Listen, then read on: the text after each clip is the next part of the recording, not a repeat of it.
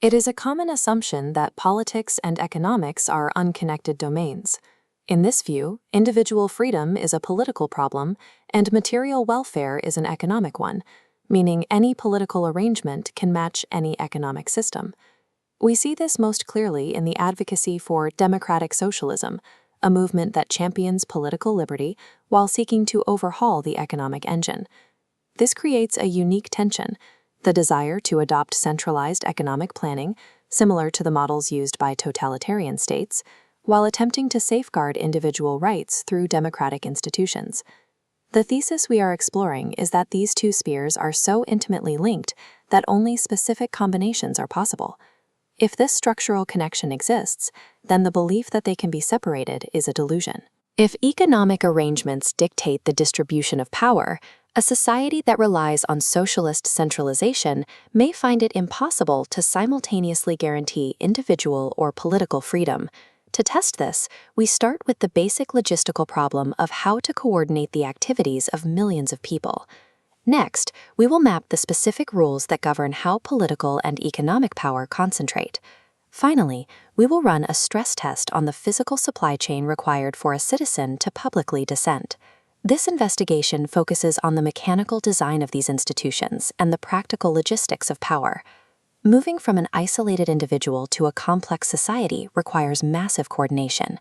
Millions of people must specialize their labor and cooperate simply to provide one another with basic goods.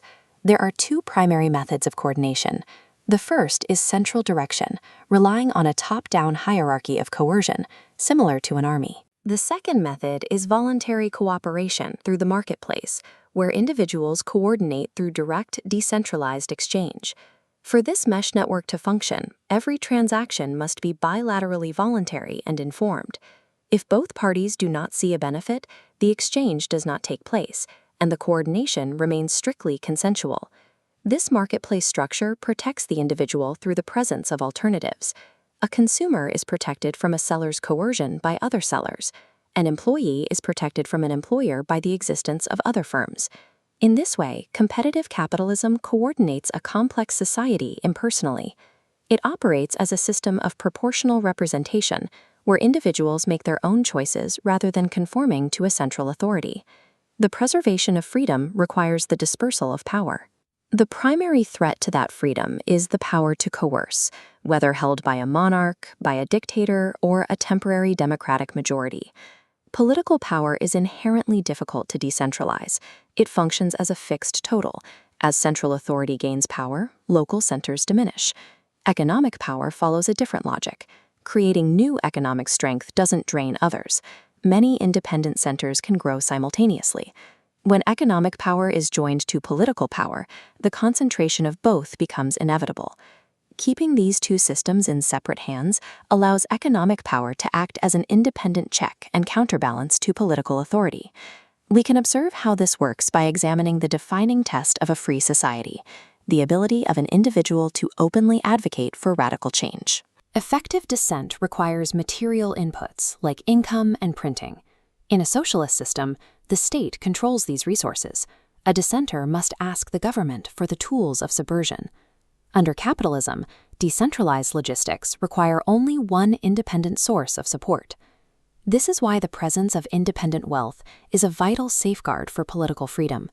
A wealthy patron, like Friedrich Engels, can utilize their own resources to support radical ideas without needing permission from the state. The market also provides an incentive through the profit motive. A commercial publisher will print a radical book they personally disagree with, simply because they recognize a profitable market for those ideas. Because the market is impersonal, it remains ideologically neutral. A paper supplier will sell to anyone who can pay, whether the buyer is a pro-market group or a communist publication like the Daily Worker.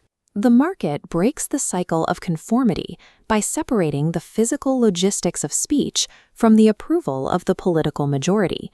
It makes the cost of dissent tolerable rather than prohibitive. We see the consequences of centralizing these logistics in the history of Great Britain during the 1930s. Winston Churchill was desperately trying to warn the British public about the rising threat of Nazi Germany. To reach the public, Churchill needed the radio, but the British Broadcasting Corporation was a strict government monopoly.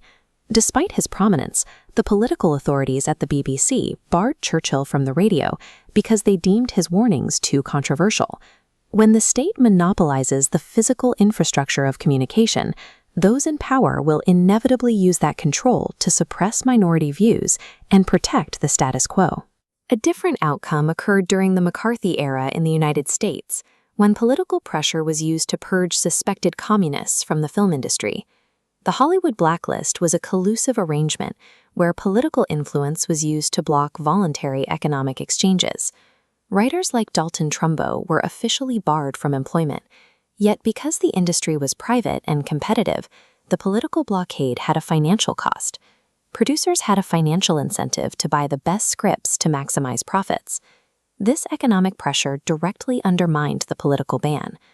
Blacklisted writers continued to work under pseudonyms, with Trumbo even winning an Academy Award. The market's demand for productivity eventually forced the end of the political blacklist. The market protects dissenters because it is impersonal. It separates a person's economic value from their political views. Minority groups and dissenters have the most at stake in maintaining a free market, as it is the one institution that can consistently protect them from the enmity of the majority. History suggests that while capitalism is a necessary condition for political freedom, it is not a sufficient one. Authoritarian regimes in pre-war Japan and fascist Italy maintained capitalist economic structures while suppressing political liberty. While a free market alone does not guarantee a free society, attempting to build a politically free society on a centrally planned economy appears to be an architectural impossibility.